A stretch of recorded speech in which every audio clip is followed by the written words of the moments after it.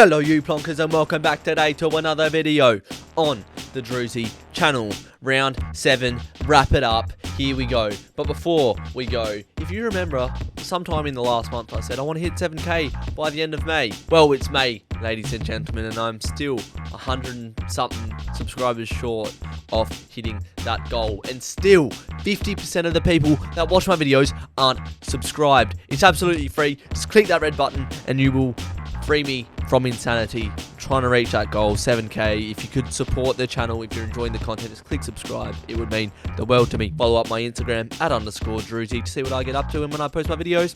And let's get into the 9 things that we learned from round 7. Number 1, the Eagles look worse every week. After that win against Collingwood, it looked to be like the turning of the tide. I remember saying in the 9 things that I learned after that round, the COVID issues are like we're over the hill with it and the West Coast are back. No.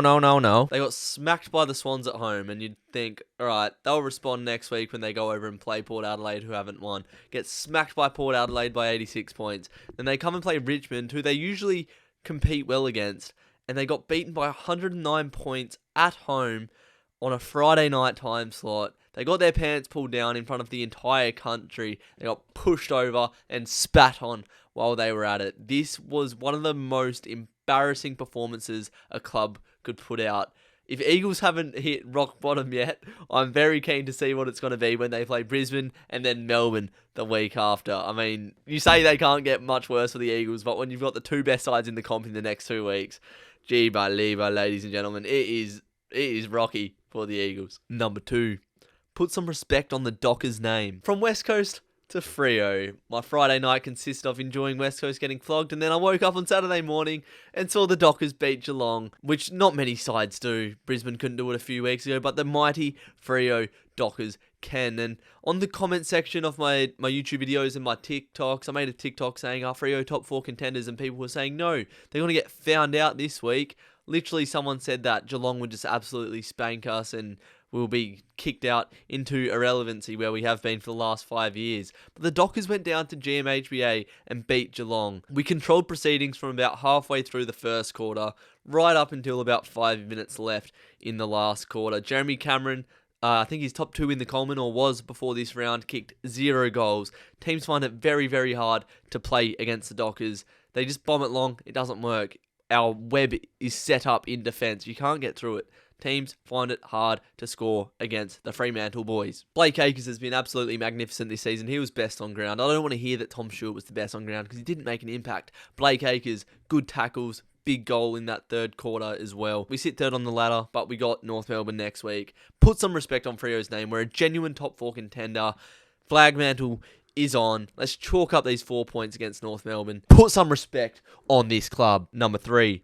The players haven't lost faith in Leon. After 3 disappointing losses in a row, started to look like the playing group just didn't really care if they were winning or not at the Giants. However, they showed up to Adelaide Oval in a game where I thought they'd just get rolled over because they haven't showed any passion for the last 3 weeks, and that's something that Adelaide do. Maybe Adelaide got complacent and thought if we can beat the Dogs, we can beat the Giants, but that wasn't the case. Green, Hogan, Cornelio, Whitfield all had great games for the Giants, and they showed they've got fight in them still. They still believe in their coach. Number 4, the Hawks' best is 10 points shy off the D's. Very general statement to make. They lost by 10 points, didn't they?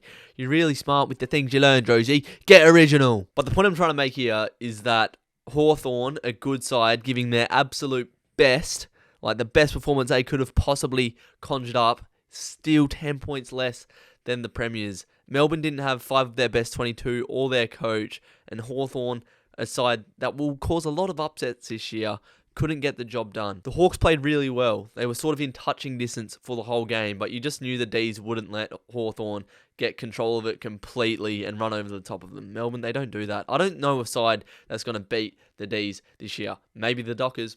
But until then, the best a team has done against Melbourne since round 23 last year is 10 points, and it was done by the Hawks. Number 5, Port may have revived their season. 2 wins in a row now for the Port Adelaide boys after a very slow start to the season, and they've got the Bulldogs in prime time this Friday night. That's going to be a massive game for Port Adelaide to get some respect back after that prelim last year. It was a terrible game of football on Saturday night. where Port Adelaide got the win. So I'm not going to read too much into that because I don't think you really can read into that. The conditions were very moist, wet, slippery, just muggy. It looked like a terrible place to play football, to be honest. St Kilda didn't kick the ball straight. That was obvious, nor did Port Adelaide. The only thing I can really take out of this is that Port Adelaide found a way to win. And when you can find that way to win when it's not your best day, you're often, the belief's there. The group is cohesive. It's a term I like to use a lot. If you can find a way to win in the worst conditions, you can find a way to win in the best conditions. The Port season may be revived. They might be able to make a top 8 push. Number 6. North are worse than last year. I liked the way that North Melbourne competed last year towards the end. I actually think I predicted them to not finish on the bottom of the ladder. I expected them to climb a little bit after some of the performances they put in last year.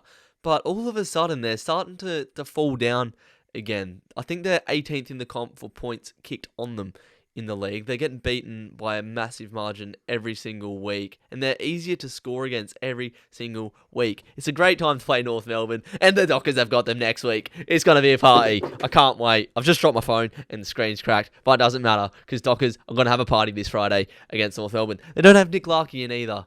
Bonus. They've got lots of young stars, but I just don't get what's going on at North Melbourne at the moment. They're just making it worse and worse every week. Do you know what's going on at North Melbourne? Let me know down in the comments below because I have no idea, but somehow they're getting worse. Number 7. Collingwood are efficient inside 50. From 52 entries, they had 30 shots, the Pies. And at one point, I think in the second quarter, they had about 100% effectiveness going inside 50. It just looked like every time they were going to go in, they were going to kick a snag. I've been big on Collingwood this season. Ginnivan, he's a little pest. You'd hate to play against him. You'd love to have him on your team. Obviously got the Anzac Day medal. Got 3 goals against the Gold Coast Suns today. Brody Mychek keeps doing what he's doing. I love watching him play.